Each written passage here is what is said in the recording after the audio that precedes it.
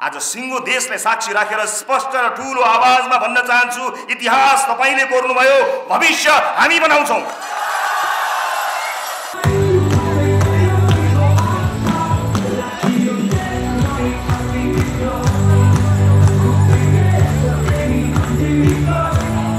मान्छेका रूपमा मेरा कयौं कमजोरी होलान्, तर मबाट अनैतिक, असामाजिक, अराजनीतिक काम भएको छैन। पार्टीको तह तहमा बसी सहकारी ठगी गर्ने, प्रमाण भएका, विदेश भागेका, देशमा लुकेर अनुसन्धान प्रभावित पारेका, पार्टीको झण्डाले लाज छोपेकादेखि जेल छिरेका वास्तविक सहकारी ठगहरूलाई पार्टी भित्रै पालेर अरूलाई ठग भन्दै औँलो ठडाउन सक्ने तहको प्रशिक्षण कसरी दिइन्छ बुझिन मैले, बुझाइदेऊ कसैले।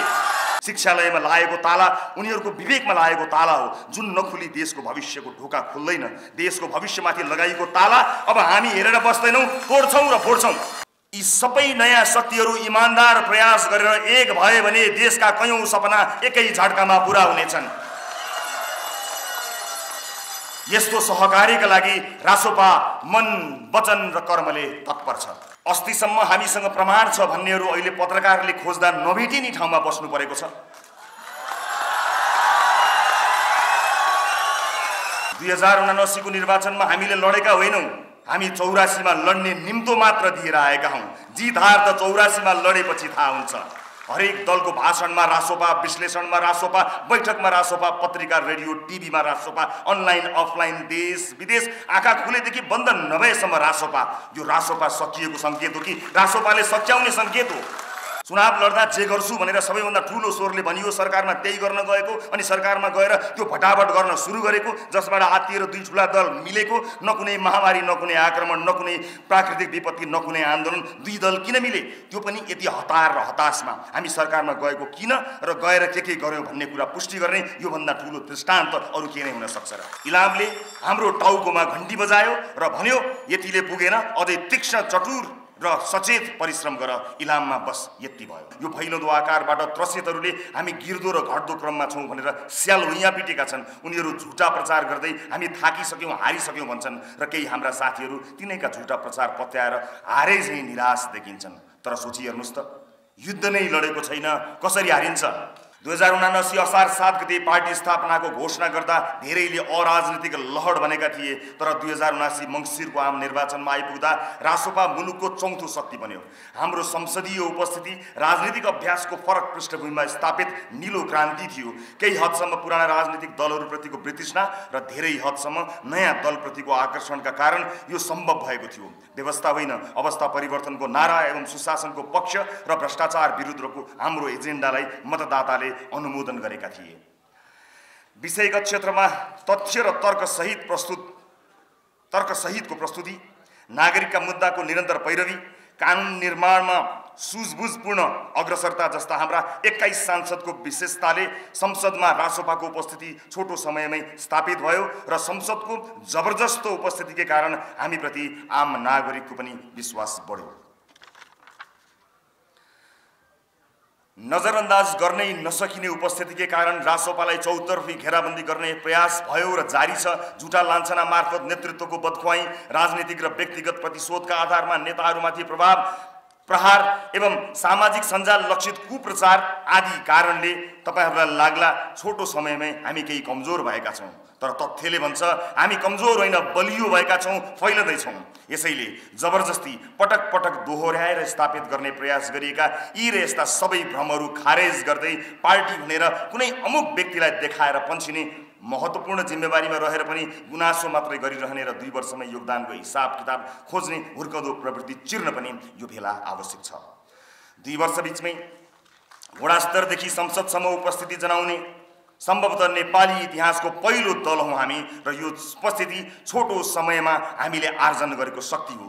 रासोपा परिवारमा अहिले 10,000 सदस्यहरू छौं। 65 सदस्यीय केन्द्रीय समिति, 2 वटा आयोग, 38 वटा विभाग, 7 वटा प्रदेश समिति र प्रत्येक प्रदेशमा विभागहरू छन्। यो भैलोदो आकारबाट त्रसितहरूले हामी गिर्दो र घट्दो क्रममा छौं भनेर स्याल हुइयाँ पिटेका छन्। उनीहरू झुटा प्रचार गर्दै हामी थाकिसक्यौं, हारिसक्यौं भन्छन् र केही हाम्रा साथीहरू तिनैका झुटा प्रचार पत्याएर हारे झैं निराश देखिन्छन्। तर सोची हेर्नुस् त, युद्ध नै लडेको छैन, कसरी हारिन्छ? 2079 को निर्वाचनमा हामीले लडेका होइनौँ, हामी 84 मा लड्ने निम्तो मात्र दिएर आएका हौँ। जित हार त 84 मा लडेपछि थाहा हुन्छ। हरेक दलको भाषणमा रासोपा, विश्लेषणमा रासोपा, बैठकमा रासोपा, पत्रिका, रेडियो, टिभीमा रासोपा, अनलाइन अफलाइन, देश विदेश आँखा खुलेदेखि बन्द नभएसम्म रासोपा। यो रासोपा सकिएको सङ्केत हो कि रासोपाले सच्याउने सङ्केत हो?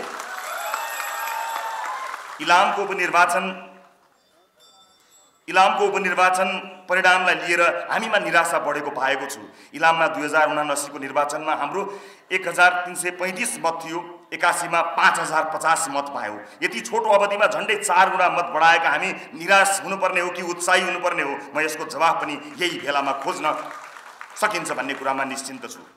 मन बुझाउन होइन, इलामको हाम्रो सांगठनिक अवस्था, त्यति लोकप्रिय र सम्मानित व्यक्तिको निधन भई उहाँकै उत्तराधिकारी उम्मेदवार हुनु, विजयी ती उम्मेदवार पनि रासोपाले परिकल्पना गरे चाहिँ नयाँ र युवा हुनु, हाम्रा विरुद्ध छरिएका कयौं भ्रम चिर्न नसक्नु, अति आत्मविश्वासका कारण हामीले नै सही रणनीति बनाउन नसक्नु लगायतका कयौं कारणहरू छन्। यसैले इलाम 2 हाम्रा लागि चिन्तनको आधार बन्नुपर्छ, निराश हुनुपर्ने कारण होइन। इलामले हाम्रो टाउकोमा घण्टी बजायो र भन्यो यतिले पुगेन, अझै तीक्ष्ण, चतुर र सचेत परिश्रम गर, इलाममा बस यति भयो। प्रिय प्रतिनिधि मित्रहरू, यो प्रतिवेदन मार्फत अरूको आलोचना भन्दा पहिला म आफ्नै कमजोरी स्वीकार्न चाहन्छु। यति धेरै आम चासोको व्यक्ति नहुँदाका बखतका कयौं निजी मामलालाई हल्का रूपमा लिनु र तिनको समयमै उचित कानुनी निकास दिन नसक्नु मेरो कमजोरी भयो। राजनीतिमा लाग्नु अघि नै यसरी सबै विषय वा सन्दर्भको योजनाबद्ध उत्खनन र आक्रमण हुन्छ भन्ने कुराको सही आकलन मैले नै गर्न सक्नु पर्थ्यो। हुन त कुनै पनि आरोप सत्य छैनन्, तर जति प्रश्न उठे त्यति पनि ठाउँ दिन हुन्न थियो भन्ने ठान्दछु। मेरा कुनै बेलाका गैर राजनीतिक तथा अत्यन्तै व्यक्तिगत विषयको भारी सिङ्गो पार्टीले अनाहकमा बोक्नु पर्यो। मलाई यसमा दुःख लागेको छ, म यसमा दुखी छु। आफ्नो ताकतको हेक्का नराखी बोलिएका मेरा बोली र बढेमानका आश्वासन र त्यसैको आधारमा बढेको जनअपेक्षाका पहाड चढ्न हामीलाई निकै गाह्रो भएको सत्य स्वीकार्ने अवसर पनि यही हो।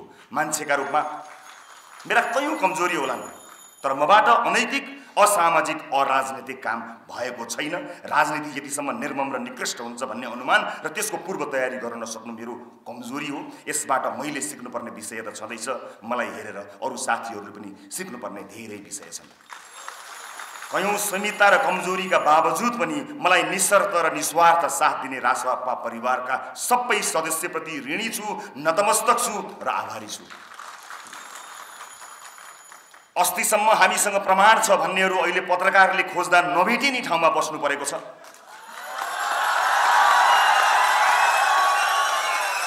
सहकारीको पैसा लियो र खायो भन्नेहरूले सहकारीको पैसा लिएको चाहिँ होइन रहेछ तर भन्दै बोली लडबडाएको शब्दजाल बुनेर बस्नु परेको छ। संसदीय समितिले प्रश्न भन्यो कि सहकारीबाट रवि लामिछानेले 1 पैसा लिएको भेटिएन। अझै केही भ्रमहरू छन्, ती पनि तोडिन्छन्। एउटा शेयर सदस्य एवं कर्मचारीका रूपमा संस्थामा आएको पैसाको चेक काट्यो, कर्मचारीलाई तलब दियो भनेर अपराधीकरण गर्न खोजिँदैछ, करार गर्न खोजिँदैछ। कार्यकारी अध्यक्षले ल्याएर संस्थामा राखेको पैसाको स्रोत कुन कर्मचारीले खोज्न सक्छ र मिल्छ? राज्यको सम्पत्ति शुद्धिकरण, अख्तियार दुरुपयोग अनुसन्धान आयोग, सतर्कता केन्द्र, कर विभाग जस्ता संयन्त्रले हेर्ने कि एउटा कर्मचारीले हेर्ने? यो जिम्मा नलिए त जेल पर्छस् भन्ने हो भने कोही किन कुनै कम्पनीको सम्पत्तिको जोखिम वहन गरेर जागिर खान्छ?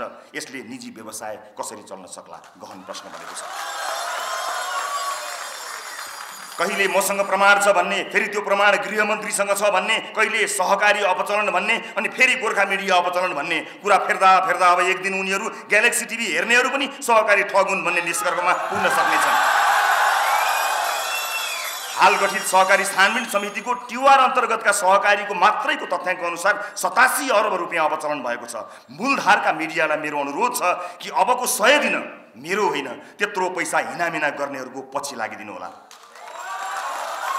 87 अर्ब अपचलनको रिपोर्टिङमा आफ्ना सारा संयन्त्र लगाइदिनु होला। 100 दिन मलाई ब्रेक दिनुहोस्, ब्रेकिङ न्युज पाउनुहुनेछ। राज्यका सारा संरचना लगाएर मलाई पुर्न सकिन्छ कि भनेर खनेको खाल्डोमा कांग्रेस आफै खस्यो, एमाले आफै फस्यो। पार्टीको तह तहमा बसी सहकारी ठगी गर्ने, प्रमाण नै प्रमाण भएका, विदेश भागेका, देशमा लुकेर अनुसन्धान प्रभावित पारेका, पार्टीको झण्डाले लाज छोपेकादेखि जेल छिरेका वास्तविक सहकारी ठगहरूलाई पार्टीभित्रै पालेर अरूलाई ठग भन्दै औँलो ठडाउन सक्ने तहको प्रशिक्षण कसरी दिइन्छ बुझिन मैले, बुझाइदेऊ कसैले। सहकारी ठगी विरुद्ध सङ्घर्ष गरिरहनुभएका साथीहरूलाई म 1 मिनेट भए पनि सोच्न अनुरोध गर्दै अपील गर्छु कि इमान्दार भएर भन्नुहोस् त, यी ठुला दल र केही ठुला मिडियाको बचत फिर्ता गर्न यिनीहरू बचत फिर्ता गर्नका लागि लडिरहेका छन् कि रवि लामिछानेलाई दोषी करार गर्न टाउको फोडिरहेका छन्? जवाफ मलाई दिनु पर्दैन। म त यी सारा आरोप सहेर पनि बचतकर्ताको पैसा फिर्ता गर्न लड्नेछु, लडिरहनेछु र सिङ्गो पार्टी निरन्तर लडिरहनेछ। साथीहरू, केही त भन्नै पर्छ भन्ने पूर्वाग्रहमा कतिपय कुरा अझै भनिने छन्, आउने छन्। तर तपाईहरूको सभापतिले 1 पैसा खाएको छैन, यो कुरा तपाईहरूले जहाँ पनि शिर ठाडो पारेर भन्न सक्नुहुन्छ। र आरोपको यो सिलसिला निरन्तर चल्छ र समयक्रममा आफै हट्छ पनि। हामीलाई आरोपित गर्ने, हतोत्साहित बनाउने अनेक आक्षेप र व्याख्याले डाम्न खोज्ने जो कोही र विशेष गरी राजनीतिको पुरानो पुस्तालाई पनि हामी घन्टी बजाएर सम्मान गर्न चाहन्छौँ, किनकि अहिलेको व्यवस्था ल्याउन उहाँहरूको सघन र अहम भूमिका छ। व्यवस्था परिवर्तन गर्न जेल मेल भोग्नु भएको छ, अनेकन पीडा प्रताडना हिंसा खेपेर देशलाई गणतन्त्रसम्मको यात्रामा ल्याउनु भएको छ। यो योगदानका लागि कोटी कोटी नमन भन्दै धन्यवाद दिन्छौँ। तथापि आज सिङ्गो देशलाई साक्षी राखेर स्पष्ट र ठुलो आवाजमा भन्न चाहन्छु, इतिहास तपाईँले कोर्नुभयो, भविष्य हामी बनाउँछौँ।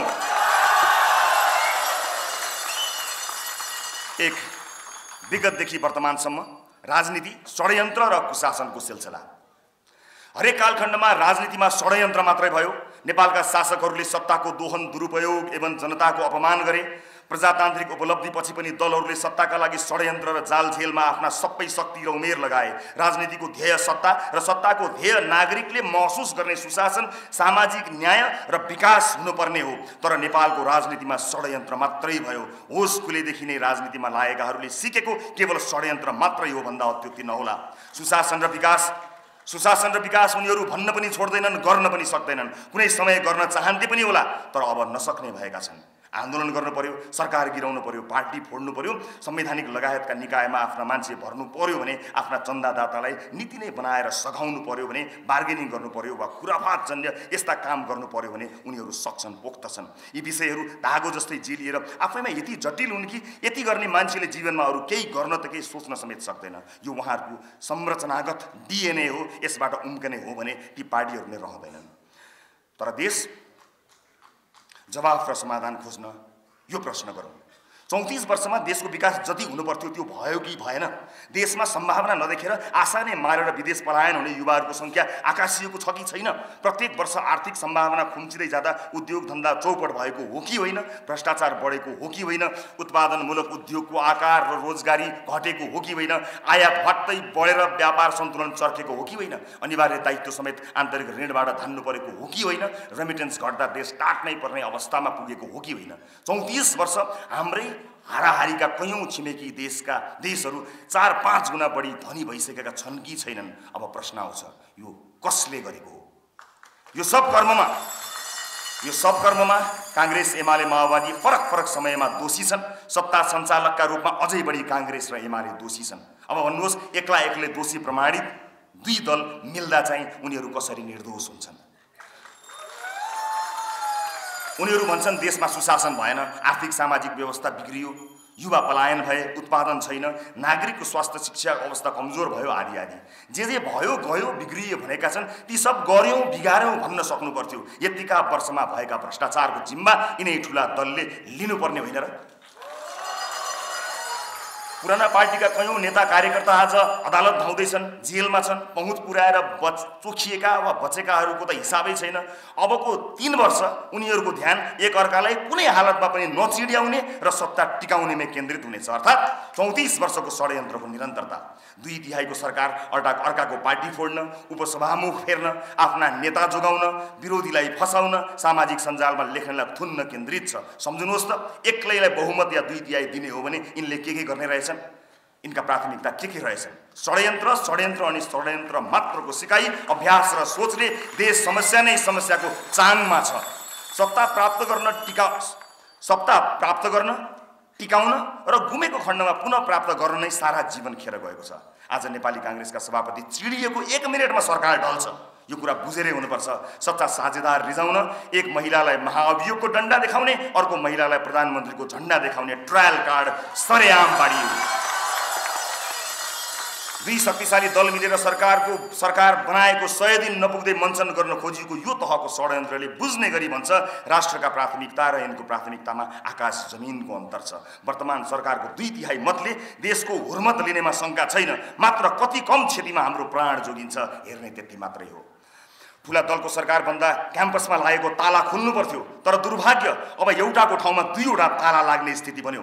शिक्षालयमा लागेको ताला उनीहरूको विवेकमा लागेको ताला हो, जुन नखुली देशको भविष्यको ढोका खुल्दैन। देशको भविष्यमाथि लगाइएको ताला अब हामी हेरेर बस्दैनौँ, तोड्छौँ र फोड्छौँ। उनीहरू त्यहाँ भोट देख्छन्, हामी त्यहाँ बेइमानी र खोट देख्छौँ। यस देशका शिक्षक प्राध्यापकको हक हितको संरक्षण कुनै अमुक दल र दलको नेताले होइन, देशको नीतिले गर्नुपर्दछ। हाम्रो शिक्षा नीतिले सबभन्दा पहिला विद्यार्थीको हित हेर्छ।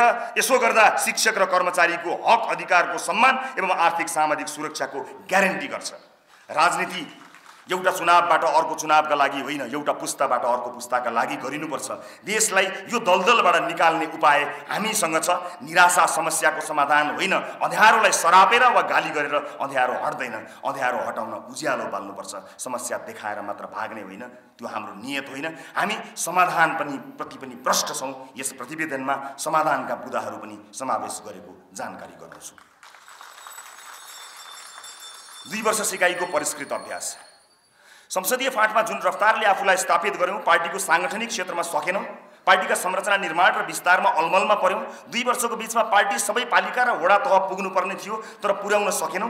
राजनीतिक सांगठनिक प्रशिक्षण दिन नसक्दा वा पार्टी काममा लाग्ने गरी अभियान दिन चुक्दा बनेका कयौं सदस्य र समिति पनि निष्क्रिय रहेका छन्। सांगठनिक स्वरूप र ढाँचाको अन्यल, पार्टी विस्तारको सुस्त गति, परिभाषित कार्यक्षेत्र र जिम्मेवारीको अभाव, कमजोर समानुपातिक समावेशी प्रतिनिधित्व, केन्द्र नियन्त्रित सांगठनिक संरचना, तदर्थवादको संस्थागत सुरुवात, लोकप्रियतावाद प्रतिको रुचि, हामी लक्षित तथाकथित विभिन्न प्रकरण र ती प्रतिको निम्छो प्रतिवाद, कमजोर आन्तरिक सूचना प्रणाली एवं नेता सदस्य बीचको दोहोरो अन्तर्क्रिया अभाव पनि हाम्रा कमजोरी हुन्। हामीले आफूलाई फरक छौं त भन्यौं, तर विभिन्न धारबाट एकत्रित हुनेले पुरानै विचार र दृष्टिकोणको धङधङ्ती कायम राख्दा र कतिपयको गैर राजनीतिक पृष्ठभूमि हुँदा हामीले अझै रासोपा डिएनए स्थापित गर्न बाँकी छ। 1-2 अपवादलाई छोडेर 79 को चुनावमा पार्टीको एक इशारामा तन मन र धन लगाएर चुनावमा होमिएका 131 प्रत्यक्ष तथा 110 समानुपातिक समेत उम्मेदवारहरूको क्षमता सदुपयोग गर्न नसक्नु हाम्रो ठूलो कमजोरी भयो। घण्टी बोक्ने एकजना पनि नहुँदा समेत एक्लै चुनावमा होमिएका साथीहरू रासोपाका अमूल्य सम्पत्ति हुन्। यति स्वीकार्न यति धेरै समय लाग्नुहुन्न थियो। पूर्व महामन्त्रीबाट भएको विश्वासघातले पनि सदस्य, समर्थक र शुभेच्छकलाई क्षणिक रूपमा चिन्तित बनाएको हुन सक्छ। त्यो हदको उद्दण्ड गैर जिम्मेवारी प्रति खेद व्यक्त गर्दै पार्टी प्रगतिप्रति लगाइएको लान्छना र तल्लो स्तरका सबै टिप्पणी यही राष्ट्रिय भेला मार्फत खारेज गर्ने प्रस्ताव गर्दछु। यस प्रकरणले हामीलाई बेलैमा पात्र र प्रवृत्ति चिन्ह सजग गराएको छ। 2 वर्षको बीचमा हामीले अभूतपूर्व सफलताका साथ केही कमजोरी पनि गरेका छौं। सफलताको बढाई चढाई चर्चा गर्ने तर कमजोरी लुकाउने प्रवृत्तिले यथास्थितिबाट बाहिर निस्कन दिँदैन। त्यसैले पार्टीमा देखिएका आन्तरिक समस्या, सांगठनिक गतिहीनता, पार्टी पंक्तिमा बढेको अन्यल र नागरिकमा पनि बढेको संशय अन्त्यका लागि निर्मम आत्मसमीक्षा आवश्यक छ। व्यक्तिगत आग्रह र पूर्वाग्रह तथा राजनीतिक छिनाझप्टी र प्रतिस्पर्धाभन्दा माथि उठेर बेलैमा समीक्षा र त्यसबाट प्राप्त हुने निष्कर्ष आत्मसात गर्न सकेनौं भने हामी पनि उद्देश्यमा पुग्न सक्दैनौं। मूल नेतृत्वको रूपमा केन्द्रीय समितिमा गम्भीर आत्मसमीक्षा गराउने प्रतिबद्धता व्यक्त गर्दछु र आउँदो महाधिवेशनसम्म सबै तहगत समितिले एजेन्डाकै रूपमा आत्मसमीक्षा गरी उपल्लो समिति मार्फत केन्द्रमा फिडब्याक पठाउने प्रस्ताव गर्दछु। अब सरकारमा सहभागिता, जालो छिर्ने प्रयास। रासोपाले पाएको जनमत सरकारमा जानका लागि थिएन, रचनात्मक प्रतिपक्षका लागि थियो। तर हामी 2 पटक गरी करिब 5 महिना सरकारमा रह्यौं। म्यान्डेट बिना, त्यो पनि पुरानै दलहरूसँग मिलेर सरकारमा जानुलाई हाम्रै सदस्य र शुभेच्छुकले पनि निको मानेनन्। जनस्तरले त खरो टिप्पणी गर्यो, प्रश्न गर्यो। जनस्तरको टिप्पणी प्रश्नलाई हामीले अत्यन्तै सकारात्मक रूपमा ग्रहण गर्नुपर्छ, गरेका पनि छौं। तर अलिकति फरक ढङ्गले हेरौँ है त। सरकारमा सहभागी हुनु हाम्रो रणनीति हो। सरकारमा जानुहुन्न, प्रतिपक्षमा बस्नुपर्छ भन्नलाई खासै धेरै सोचिरहनु पर्दैन। यो जति सजिलो विश्लेषण अरू के हुन सक्ला र? निरन्तर चलेका अभ्यासले यसै भन्छन्। हामी राजनीतिक रूपमा प्रशिक्षित छैनौँ, त्यसैले के रणनीति हो के पदलोलुपता हो भन्ने बुझाउन सकिएको छैन। पार्टी सभापतिको रूपमा धेरै कुरा सार्वजनिक गर्नु पार्टी रणनीति विरुद्ध हुन्छ, तर पनि थोरै जानकारी गराउन उपयुक्त ठानेको छु। पुरानाहरूसँग राजनीतिक मैदानमा भिड्न हामीले टिभीमा हेरेका, रेडियोमा सुनेका र पत्र पत्रिकामा पढेका आधार मात्र पर्याप्त हुँदैनन्। वर्षौंको अराजनीतिले सिर्जना गरेको भ्रष्टाचार र यसमा बिचौलियाहरूको सेटिङबारे बोल्न परे। वर्षौंको अराजनीतिले सिर्जना गरेको भ्रष्टाचार र यसबाट बिचौलियाको सेटिङबारे बोल्न परे म अर्को विश्व रेकर्ड राख्न सक्छु, तर तिनलाई चिन्न र तिनको जालो चिर्न हामी सिंहदरबार गएका हौं। एक पार्टीका नेता स्वयंले एक टेलिभिजन अन्तर्वार्तामा यसबारे बुझेर बोल्नु भएको छ कि रविजी अर्को 2 महिना गृहमन्त्री रहेको भए के हुन्थ्यो होला।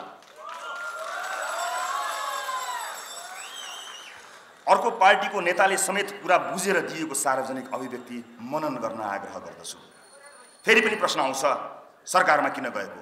चुनाव लड्दा जे गर्छु भनेर सबैभन्दा ठूलो स्वरले भनियो सरकारमा त्यही गर्न गएको, अनि सरकारमा गएर त्यो भटाभट गर्न सुरु गरेको, जसबाट आत्तिएर 2 ठूला दल मिलेको। न कुनै महामारी, न कुनै आक्रमण, न कुनै प्राकृतिक विपत्ति, न कुनै आन्दोलन, 2 दल किन मिले? त्यो पनि यति हतार र हताशमा हामी सरकारमा गएको किन र गएर के गर्यो भन्ने कुरा पुष्टि गर्ने योभन्दा ठूलो दृष्टान्त अरू के नै हुन सक्छ र? हाम्रो खेलकुद मन्त्रीका कयौं निर्णयले खेल जगतमा इतिहास रचेको छ। शिक्षा मन्त्रीका प्रयासको चर्चाले मात्रै पनि आम युवामा राजनीतिप्रतिको आशा जगाएको छ। श्रम मन्त्रीका प्रयासले करोडौं होइन अर्बमा राज्य कोषको पैसा जोगिएको छ। हामी पनि पदका लोभी भयौं भन्ने आरोप पनि बेला बेलामा लगाइन्छ।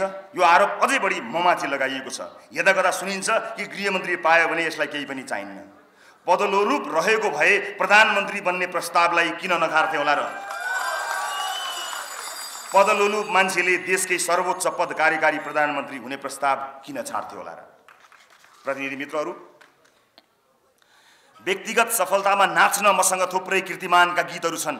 व्यक्ति सफल भएर के काम जब सिङ्गो समाज नै ओह्रालो लाग्दैछ भने? सिङ्गो देश रूपान्तरणमा हिँडेका मान्छेलाई पदलोलुपको आरोप थोरै अन्यायपूर्ण हुन्छ कि? पार्टी शुभचिन्तक तथा आम जनमानसलाई हामी सरकारमा गएको भन्दा पनि तिनै पुराना नेतासँग सँगै उभिएको मन नपरेको हो। सरकारमा गएर हामीले गरेका नराम्रा कामको सूची मागौँ त भेटिन्छ, नत्र अहिलेसम्म ती समाचारभरि छारिएका हुन्थे। यसले सबै कुरा प्रष्ट हुन्छ। नागरिकमा एउटा सन्देश जानु पर्थ्यो, अर्कै गयो। जानुपर्ने चाहिँ के थियो भने स्थानीय सरकारमा बालेन गोपी हर्क र केन्द्रमा रासोपा हामी परिवर्तनको यति ठूलो घण्टी बजेको सन्देश किन यति सानो आवाजमा गयो? यति ठूलो सन्देश सही ढङ्गले जानै सकेन। आज म यसै प्रतिवेदन मार्फत सन्देश दिन चाहन्छु कि यी सबै नयाँ शक्तिहरू इमानदार प्रयास गरेर एक भए भने देशका कयौं सपना एकै झट्कामा पूरा हुनेछन्। यस्तो सहकार्यका लागि रासोपा मन, वचन र कर्मले तत्पर छ।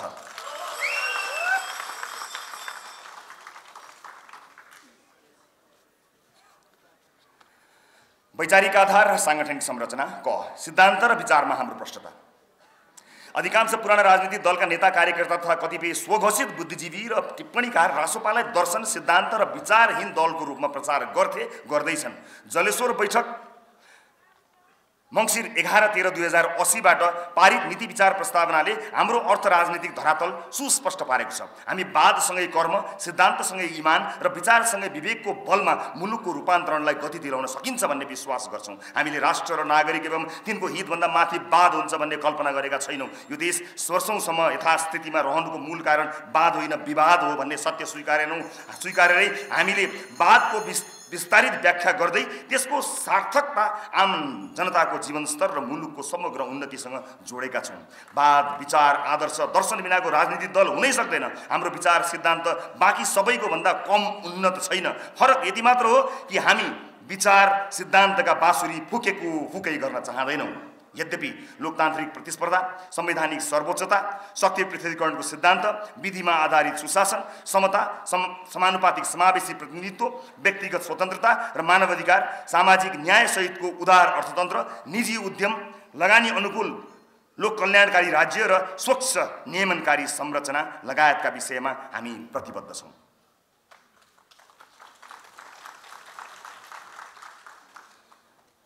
जलेश्वर बैठक मङ्सिर 11-13-2080 बाट पारित नीति विचार प्रस्तावनामा शान्तिपूर्ण मार्गबाट नै समाजवादका प्रधान लक्ष्यहरू संविधानमा निर्दिष्ट गरी तदनुकूल राष्ट्रिय नीति तथा कार्यक्रमका आधारमा राज्य सञ्चालनको अठोटलाई संवैधानिक समाजवादको रूपमा व्याख्या गर्दै अप्रिय ऐतिहासिक विरासतका रूपमा विद्यमान लैङ्गिक, जातीय, वर्गीय, क्षेत्रीय लगायत सबै प्रकारका संरचनात्मक विभेद विरुद्ध निर्णायक सम्बोधन गर्न अवसरहरूको न्यायिक वितरण, पहुँच र उपयोगमा जोड दिने भनिएको छ। यहाँका लोकतान्त्रिक र वामपन्थी भनिने दलले भन्दा निकै कदम अगाडि बढेर हामीले प्रत्यक्ष सहभागितामूलक समावेशी लोकतन्त्रको मुद्दा उठाएका छौँ। लोकतान्त्रिक मुलुकको एउटा राजनीतिक दलले लोकतन्त्रका आधारभूत चरित्रमा पूर्ण प्रतिबद्धता जनाएर शान्तिपूर्ण मार्गबाट राजनीतिलाई नागरिक सेवाको अवसरका रूपमा ग्रहण गर्छु भनेर प्रश्न पारिसक्दा पनि वाद, सिद्धान्त र विचारको प्रश्न किन हो मैले बुझ्न सकेको छैन। वर्तमान संविधान